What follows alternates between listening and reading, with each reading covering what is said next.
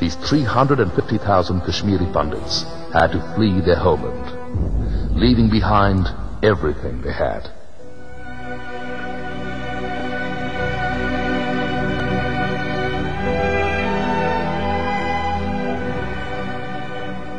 They took refuge at the feet of the rest of India, a secular, democratic India. But what kind of a refuge was this? Indians, refugees in their own country?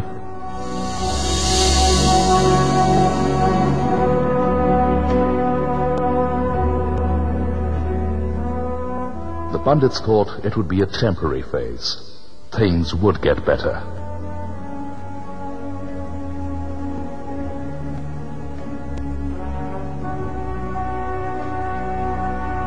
The years went by.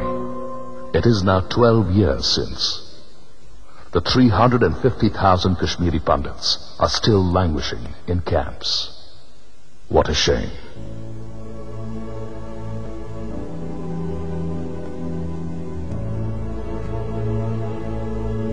This is a refugee camp surrounded by factories where bricks are manufactured. The dust from the kiln enters the lungs of the residents. Today, nearly 90% of the population here, including children, suffer from asthma and various other diseases. Representations, protests have all fallen on deaf ears. The basic amenities like water is also not available here. There are 3 generations living under one tent. There is an old person, there are younger person, there are children. So in a way, if you take this sexual life, that has been totally denied to people. And that is one reason why I was telling you dwindling population. Camps के अंदर जो भी आप हालात देखते हैं, it is merely कि हमें ऊपर थोड़ा सा छत मिला है.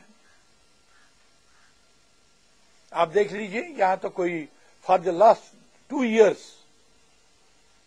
न इसकी कोई रिपेयरिंग होती है, न इसमें कोई सैनिटेशन का बंदोबस्त है. बीमारियां बढ़ गई और हमारे जो खर्चे हैं दवाइयों के वो बढ़ गए. More than 20,000 people have died in the camps and elsewhere after the forced exodus from the valley. Many died of sunstroke, as most of them were used to the cold climate of Kashmir and could not acclimatize to the extremely hot temperatures in the rest of India.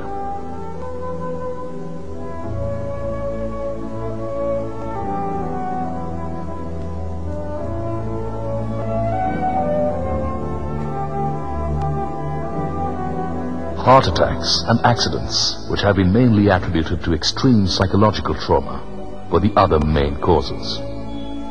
The diaspora they underwent to find a livelihood in various parts of the country fractured the cohesiveness of the displaced families.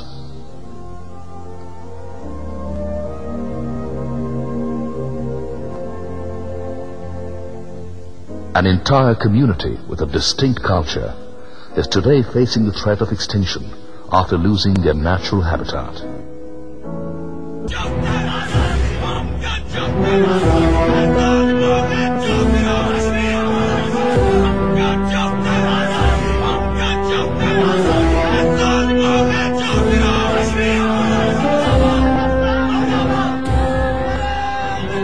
Terrorism in Kashmir is an ideological struggle with specified political commitments which are fundamentalist and communal in character. The major dimension of the terrorist violence in Kashmir is the terrorist's commitment to the extermination and subjugation of the Hindus in the state, because the Hindus and the other minorities do not subscribe to the idea of separating from India, nor do they agree to be governed by a state which derives its authority from the law and precedents of Islamic Nizam-e-Mustafa. My husband's hands were tied from behind and he was hanged on a tree, leaving him to die. One person came to my house and told my mother that somebody is calling you outside. When she went out, she saw my father's dead body. Terrorist violence in the valley is not a freedom struggle at all, and the ethnic cleansing of Kashmiri Pandits from Kashmir is a clear testimony to this fact. Who has come here to ask us what has happened to my son? He has been killed. Kupwara district में की बात मैं करता हूँ। Kupwara district में करीबन 100 मंदिर थे, तो उन 100 मंदिरों का तो वहां तो मिट्टी भी नहीं है उस मंदिर की है, इतना उन्होंने उसको उजाड़ दिया, उस रीजन में मंदिरों को तोड़ा गया।